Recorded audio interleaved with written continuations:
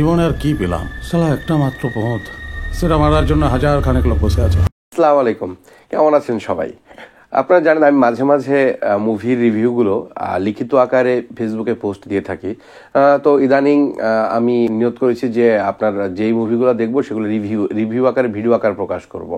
তো বেশ কিছুদিন আগে মুজিব একটি জাতির রূপকার সিনেমাটি দেখেছিলাম এবং কিঞ্চিত রিভিউ দিয়েছিলাম।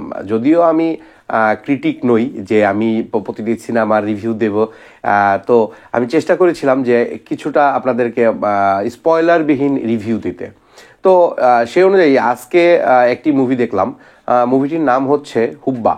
হুব্বা মূলত একজন ভারতীয় গ্যাংস্টারের চরিত্র, যিনি আসলে ভারতের হুগলি জেলাতে বিভিন্ন সময় রাহাজানি, মারামারি, খুন, ধর্ষণ বিভিন্ন কার্যক্রম পরিচালনা করেছেন এই টাইপের, যার জীবন নিয়ে একটি সিনেমা বানিয়েছেন ব্রাত্য বসু।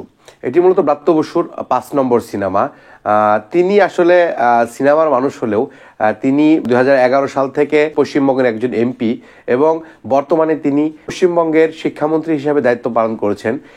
এটি তারই বানানো সিনেমা। তো সিনেমাটিতে প্রধান চরিত্রে অভিনয় করেছেন আমাদের বাংলাদেশের মোশাররফ করিম। বাংলাদেশে মূলত হুমায়ুন ফরিদির পরের জেনারেশনের যে অভিনয় শিল্পী রয়েছেন তার মধ্যে চঞ্চল চৌধুরী, মোশাররফ করিম এরা মোটামুটি একই লেভেলের, একই ক্যাটাগরির অভিনেতা। এবং এর মধ্যে মোশাররফ করিম রিসেন্ট কিছু কাজ করেছেন যেগুলো অনলাইনে, ইন্টারনেটে প্রচুর প্রচুর হাইপ তুলেছে। এর মধ্যে বেশ কিছুদিন আগে ছিল মহানগর, ছিল আরও কিছু কাজ ছিল মোশাররফ করিমের। এখন মোশাররফ করিম ভারতে এই যে কাজটা করেছেন, এটি একজন গ্যাংস্টারের চরিত্রে তিনি অভিনয় করেছেন। গ্যাংস্টার চরিত্রে তিনি এখানে বিমল মণ্ডল নামে এখানে সে অভিনয় করেছে। মূলত শ্যামল মণ্ডল ছিলেন হুগলি জেলার একজন গ্যাংস্টার, যার জীবনী নিয়ে এই সিনেমাটি বানানো হয়েছে। তিনি কিভাবে হুব্বা শ্যামল অথবা হুব্বা বিমল হলেন সেই ঘটনা এবং তার ওই হুব্বা শ্যামল বিমল হওয়ার পেছনের যে ঘটনাগুলো রয়েছে, বিহাইন্ড দ্য সিন রয়েছে, সেইগুলো মূলত এই সিনেমাটিতে উল্লেখ করা হয়েছে। এবং এখানে মোশাররফ করিমের পারফরম্যান্স 100-তে আপনি 1000 বললেও কম হবে। যে এই সিনেমাটি আর মূলত আমাদের বাংলাদেশের দর্শক যারা আছে তারা এই হলে গিয়ে সিনেমাটি দেখছে ব্রাত্য বসু অথবা অন্য কোনো কারণ না, শুধুমাত্র মোশাররফ করিমের কারণে। এই সিনেমাটি আমরা বাঙালি যারা আছি আমরা হলে গিয়ে দেখছি শুধুমাত্র মোশাররফ করিমের কারণে।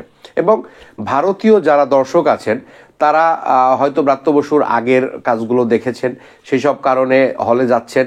হলে গিয়ে মোশাররফ করিমের আউটস্ট্যান্ডিং পারফরমেন্স দেখে হয়তো অনেকে ভারতীয় দর্শক মোশাররফ করিমকে হয়তো নাম শুনেছে অথবা তার কোনো সিনেমা দেখেননি, কিন্তু হলে গিয়ে যখন দেখছেন যে এই পারফরমেন্স, এত সুন্দর পারফরমেন্সের কে এই মালটা, এরকমভাবে আসলে এত সুন্দর ফুটিয়ে তুলেছে হুব্বা চরিত্রটি যে আসলে আপনি হলে গিয়ে আসলে না দেখলে বুঝতে পারবেন না। হুগলির ত্রাস শ্যামল মণ্ডল আজ আর নেই, কালের পরিক্রমায় সে হারিয়ে গেছে, কিন্তু ব্রাত্য বসু তাকে নতুন করে পর্দায় হাজির করেছেন।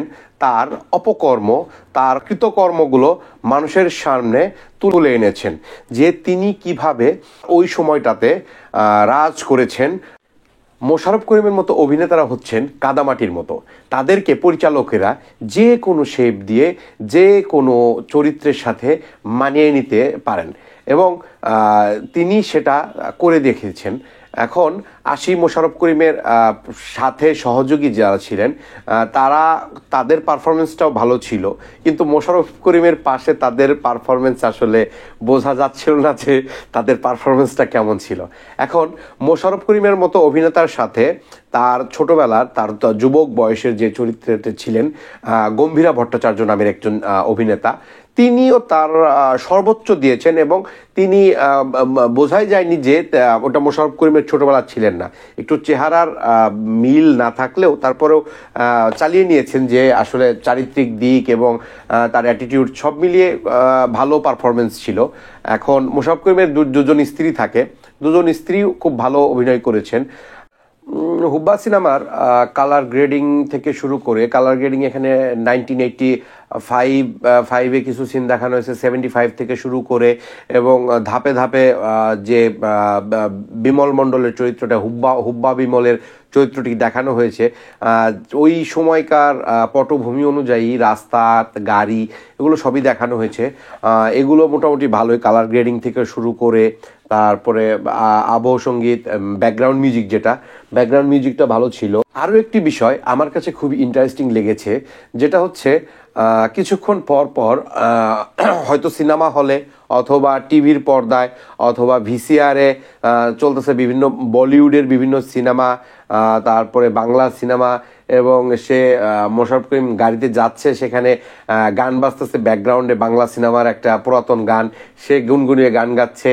আবার বলিউডের যে সিনেমাগুলোর কাটপিস দেখানো হচ্ছে, এই সিনেমাগুলোকে আবার নতুন করে মানুষের সামনে আনা, আগ্রহ তৈরি করা, সেটা ব্রাত্য বসু খুব সুন্দর করে করেছেন। আসলে এরকম সিনেমা বলিউডে অথবা ভারতের বিভিন্ন ইন্ডাস্ট্রিতে খুবই কমন, এটা খুবই কমন একটি সিনেমা, কিন্তু আমাদের বাংলাদেশের প্রেক্ষাপটে এই সিনেমাগুলো কমন না।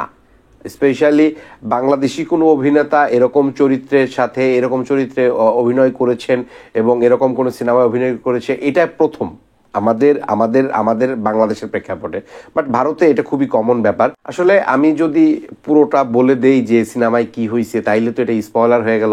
এখন আপনাদেরকে মুভি ভালো হোক খারাপ হোক সেটা জানার জন্য হলো হলে গিয়ে সিনেমাটা দেখুন, দেখে তারপর অন্তত আমার এখানে এসে মন্তব্য করুন।